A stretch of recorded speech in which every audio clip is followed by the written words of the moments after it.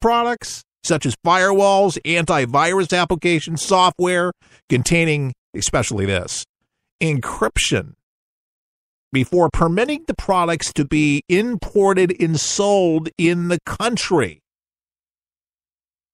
These are actual requests from the Russians. And the requests, which have increased since 2014. They're ratcheting this up, folks. It'll be interesting to see how this is handled. But this is a breaking story by Reuters, and you should follow it. You should look for it. You can find it right now, courtesy of Newsmax, who broke it today. Say, while a number of U.S. firms say they are playing ball to preserve their entire relationship with Russia, with the high-tech markets, at least one U.S. firm, Symantec, told Reuters it had stopped cooperating with the source code reviews over security concerns. Wow. There's somebody finally smart. You know what happens when companies get greedy and they sell out the security deals? Why do you think we have so many problems across the world? They've hacked into the Pentagon, into the White House, Sony Pictures, countless places because of those vulnerabilities. Because they have sold out. They have given in. Only one company, Symantec. If you do any business with them, they stop cooperating, realizing probably not a good deal. Now, Symantec said that one of its labs inspecting its products was not independent enough from the Russian government. Now, the U.S. officials say that they have warned firms about the risk of allowing Russians to review their product source code because of fears it could be used in cyber attacks. Don't you think? And folks, I think that's the biggest threat that we have, especially in this country. You don't think that North Korea might be cooking up something bigger than launching those missiles? You don't think that they have people 24/7 looking at information, trying to break in? You bet. Especially, they would love to shut down our communications, satellites. Everything runs on computers. Your power, can you imagine losing power? Very dangerous. And I hope this gets a lot more attention. And I really commend Newsmax for breaking it. But, this is a red flag here. And this is, don't be surprised. Oh, my God, I can't believe the Russians are doing this. It's not just the Russians. The Chinese have been doing it, too. And since the Cold War, Russia's been doing this as well. We have spies. They have spies. But because of the vulnerabilities of the Internet, the sensitivities to the information, it's so much information that's out there and used against us, you bet we're talking a major deal. It kind of reminds me of that old movie back in the 80s, War Games. War Games, where you could actually take a country hostage. I mean, this goes beyond just what that movie was. But can you imagine taking the Pentagon hostage, saying, we're going to release and you infect all your computers, and we have this, and if you don't do this, and if you don't do that, this is going to happen. It's scary, folks. There needs to be some kind of serious mandate that says, we got to really find the brightest minds in the world to protect these computers, and do not take any of it lightly, especially our most sensitive materials. I mean, companies, they go through great lengths with firewalls and protection, so people can't hack into it. People can't get into it. But there's people 24/7 trying to break into it, hostile countries. And China's been doing it, ripping off our intellectual property. We have Pat Chodon. He's a big intellectual property guy these days. And, he's an economist and an author, and, he ran for vice president. But, he knows the threats. And they're very, very real. And there's a lot of U.S. firms, they say they are, wanting to do business, love Russia. But the U.S. government has basically told these folks, don't allow them to be able to review the product. Don't be able to get into the back door to be able to see how this stuff works. It's going to be used against us and the companies that they're doing business with. Now, these demands are being made by Russia's Federal Security Service, FSB, which the U.S. government says took part in the cyber attacks on Hillary Clinton's 2016 presidential campaign and the 2014 hack of 500 million Yahoo email accounts. Remember that? The FSB has denied involvement, of course, in both the election and Yahoo hacks, doubles as a regular charge with approving the sale of sophisticated technological products in Russia. And these reviews are also conducted by the Federal Service of Technical and Export Control, a Russian defense agency tasked with countering cyber espionage and protecting state secrets. We got to watch our computers, folks, especially the U.S. government, don't you think?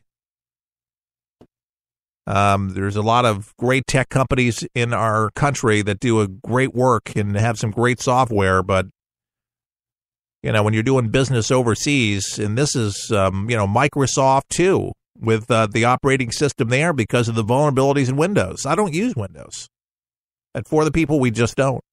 We've found something better. I'm a firm believer. They made me a believer of Mac, where they say once you go Mac, you don't go back. It's good stuff. By the way, Glenn Hall from U.S. News and World Report and the editor for the Wall Street Journal, he weighed in on the health care and all of that, and I thought I would bring him in just a second here. We got him ready? Talking about the very thing, and I thought he had some very intelligent things to say. And believe me, health care, to me, I think is paramount. Trump needs to be able to deliver this one. And, we've talked about it yesterday and we've been talking about it. But I think this is an interesting take about what's going on with the votes, et cetera. Here we go. And the thinking. In a lot of ways, this has to be a tax and spending bill because it's going through the reconciliation process in the Senate, which requires it to be that kind of a bill in order to avoid the filibuster possibility. And so it does address the tax issues. They are rolling back many of them, phasing out many of them, hundreds of billions of dollars worth of tax revenue as part of the goal that many conservatives have of reducing the cost to the government and reducing the deficit. So it's definitely got those impacts. The question of how much impact it will have on average Americans is something we'll learn next week when we get the CBO scorecard. The Senate is hoping that the Senate GOP is hoping that it'll be fewer Americans than the 23 million that were slated to lose health care according to the score on the House bill. And that's the big thing that the liberal Democrats are complaining about. And, that's a lot of Americans to be without health care. So if that number is true, which those numbers will be coming out, there definitely has to be some concessions made there. Glenn Hall continues on. Generally speaking, 41% support the Affordable Care Act as it is right now, but 38% thought it was a bad idea. The problem with the House bill, we weren't able to poll in the Senate bill quite yet, but the problem with the House bill was 48% of our poll respondents said they didn't think the House bill was a good idea. So there's a challenge in there in terms of the American people, and that's why there's such a debate in the Senate among the GOP, because there are many who are worried about the impact on their election chances back home. I like that they're worried about the chances of elections back home. See, that's what they always look at. They're watching their backs on this one. Listen, it's good that they're going to have some honest debate. I don't think that this thing should be rushed through. It's just one of these very important things when it comes down to it. It's painful to know what's happening out there, because out there I hear from you that are not able to, again, get the medication that you want, not able to get the care you want. You can't afford the premiums. And that's terrible. You've worked your whole life. You've paid into the system, and now you can't even get affordable health care. You can't get the drugs. And a lot of folks have relied on alternatives. When I say alternatives, I'm talking about going outside of the country. And that's a little spooky because there's been so many reports saying you don't know sometimes exactly what you're getting when it comes in. And that has proved deadly for many people. Now, if you've been able to find somebody reliable, there you go. But I don't recommend it. By the way, I just heard yesterday, you may have heard of this lady, Joyce Riley. She has been a long-time broadcaster, and she may be on the station that you're listening to, or you may be listening to her on podcast, or you've known of her. I just learned, and very sadly, that she is actually dying of cancer, and she's off the air now, and she's in a nursing home. And I do know that Joyce Riley's heart, she's been helping people for many, many, many years. Our thoughts and prayers are with her and with her family. Fellow broadcaster, but has made a difference in a lot of people's lives. And unfortunately, she's struggling with cancer, and something that she's talked to, thousands of people through the years about how to avoid getting it, how to treat it with alternatives and stuff. And I think what happened, I don't exactly know what kind she has, but apparently it's very aggressive. And apparently, it doesn't seem like there's a treatment protocol that's going to be able to save her. So, again, our prayers to Joyce Riley, and we thank her sincerely for all the years of service on the air and the helps that she's been able to bring into households all across the country. Meaningful guests, and also alternatives out there that really can help you with what ails you.